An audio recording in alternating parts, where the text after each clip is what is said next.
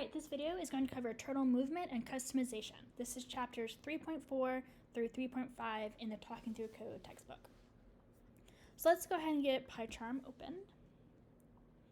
And we're going to open chapter 3, that's the one we're on.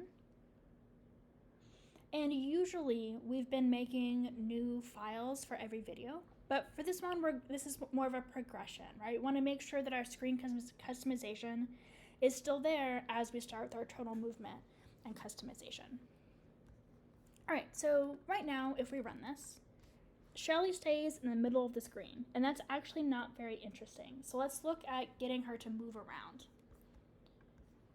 If we want Shelly to move in the direction that she's facing, we would do Shelly.forward 100. So move in direction she's facing. So now we run this. We watched her move across the screen, right? Turtle Graphics is animated. We watch our pictures draw as they go. So this was Shelly going forward. There is also backwards. So Shelly backward 100. So move in opposite direction of head. So towards her tail. So now when we run it, Shelly went backward towards the left instead of going forward. So you might use backwards or forwards depending on the picture you're trying to draw and what situation you're in. We're mostly going to go forward just because it's, a little bit easier to track where you are and where you're going. But backwards is totally allowed. So we can go towards the direction you're facing and then towards the opposite direction. Now, if we want to be able to draw complicated shapes, we're going to have to do something about the direction that Shelly is facing, right? We don't always just want to draw straight lines towards the right. So to do that, we're going to do Shelly.left, and then it takes in the number of degrees that we want to change. So I'm going to do 45. So change direction 45 degrees to the left. So for this one, you have to keep track of which direction Shelly is already facing and then go forward from there. So right now, Shelly is facing directly towards the right. So try to imagine what happens when she moves to the left 45 degrees.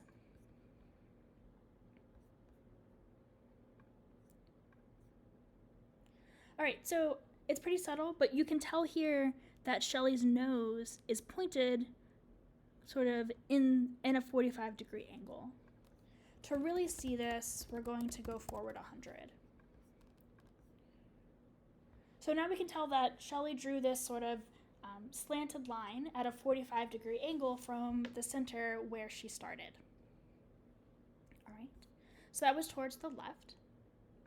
So if we can turn left, that probably means that we can turn right. So we're going to create the sin of copy and paste. So change this to right and then go forward. So we have seen Shelly go towards the left 45 degrees, so it's kept her in quadrant 1. And now she went towards the right 45 degrees, and now she went down. So let's look at what we need to do to get Shelly to draw a square or a rectangle to the screen. All right, so we need to do things that are more complex in order for things to be more interesting. So we're going to draw a rectangle. And as we do this, we have to think really carefully about where we are and where we want to go for each step. So currently I'm facing towards the right, and I'm going to go forward 100. So Shelly.forward 100. Now that I'm there, let's run it. Okay, so now I want my rectangle to look like this. This is what I'm going for. So I'm here facing this direction. What needs to happen next? Yeah, So I need to turn 90 degrees to the left. Shelly dot left 90. Okay, great. Now I am here, facing upward, which is what I want. And I want to go forward half the size of my width. So I'm going to do Shelly dot forward 50. Nope, not what I wanted. Okay, I've drawn half of a rectangle. Okay, so I need to go back 90. And now I'm ready to go. So looking at this, I've drawn half of a rectangle, and I want to draw the other half. And it looks like I'm in a pretty good position to just copy some code. So we're going to take this, which we know draws half of a rectangle, and we're going to paste it to draw the other half of the rectangle. And it worked, right? This is great. So now that we're here, you'll notice that we did one extra left 90 to get Shelly to point back towards the right where she started. This is pretty common, right? We want to make sure that the state we end in is a good state for the rest of our code, right? It's not always that you want to end this way, but very common to go back to the direction we started at whenever we're creating these more complex shapes. Okay, so this was a rectangle. There's one more thing that we can draw sort of naturally, and that's a circle. So we can do Shelly dot circle. Okay, so circles have a argument that is the radius of the circle we're trying to draw. So how big can this be? Let's see what happens when I do 100 for my radius. Okay, so thing to notice here, Shelly is walking the perimeter or the circumference of this circle, and the circle is too big.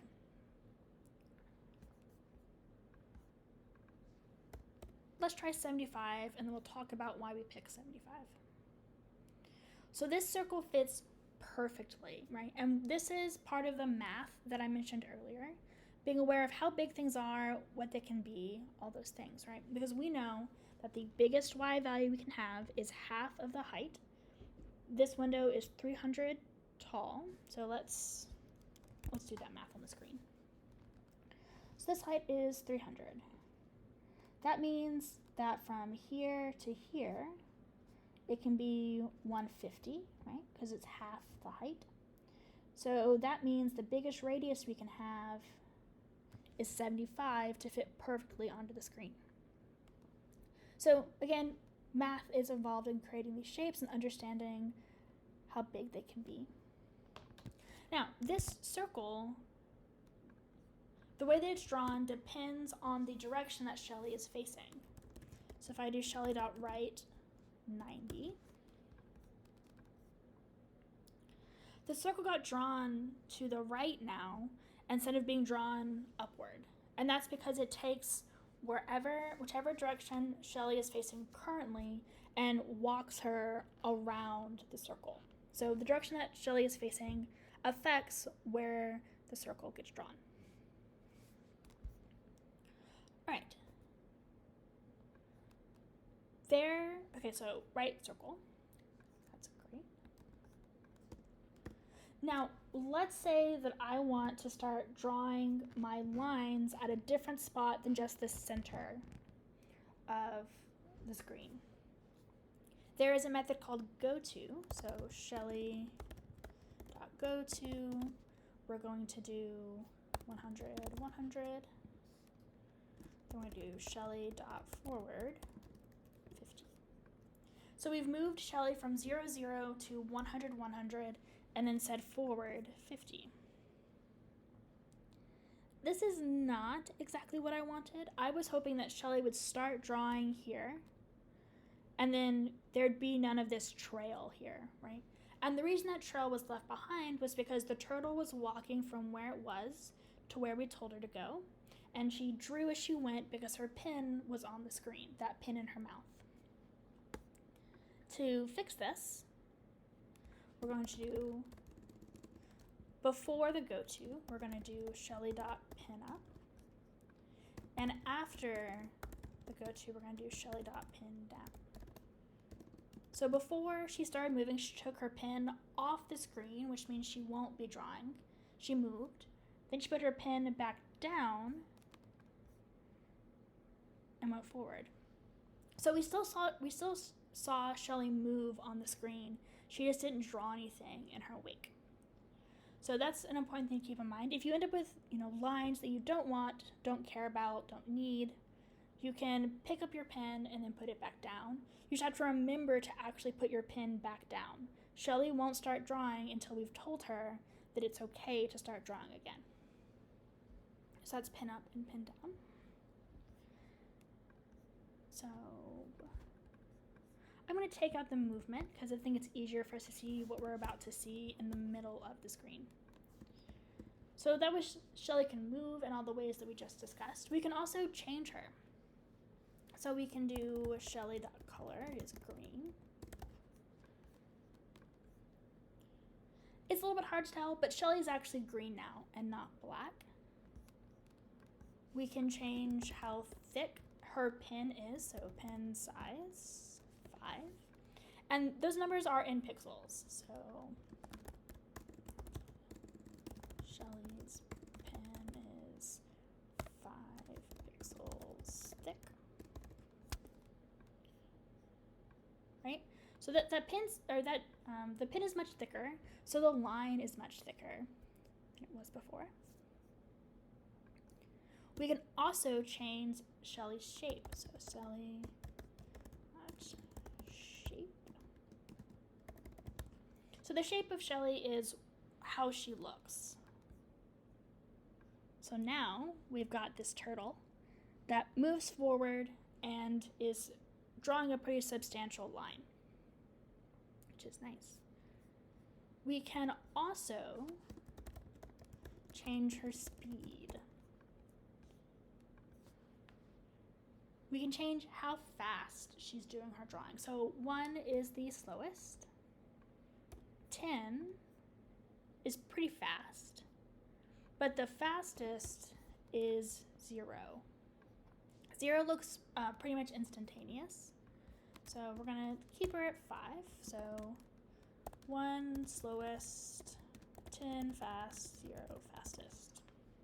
And I don't know why 0 is the fastest. It's just how it works. But if we make her speed 5, that seems pretty smooth. So that's where we're going to keep it. Alright, so I'm going to again commit the sin of copy and paste. And I'm going to paste drawing a rectangle. So if we run this now, we have got this nice rectangle. Right? It's a rectangle with a thick green line that got drawn at a moderate speed. I want the inside to be a color, right? I'm going to try to make it hot pink, right? We're trying to draw our own lily pad. So Shelly has a background color, actually.